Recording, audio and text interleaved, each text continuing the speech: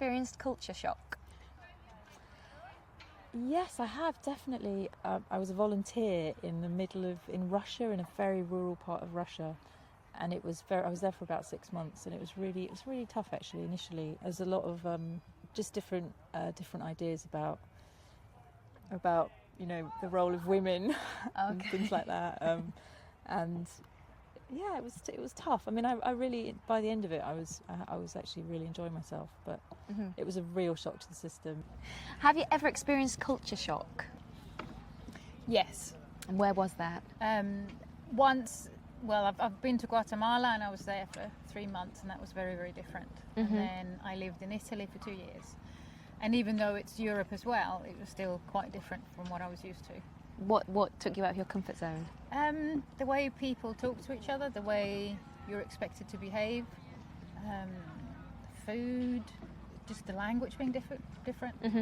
Have you ever experienced culture shock? Yes, I have, yeah.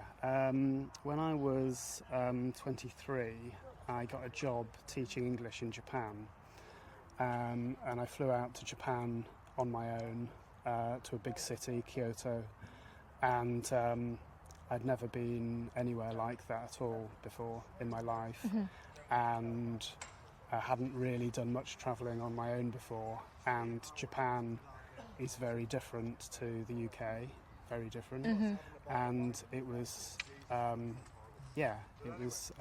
quite a scary experience to start off with. The longer I stayed there, the more enjoyable it became. It's very interesting, but to start off with, it was quite a shock.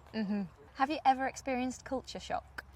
Yeah, I think the first time that I went to Germany for a longer period than a few weeks, I think that was the first time that I felt culture shock. I think I just felt quite isolated and found it hard to meet new people.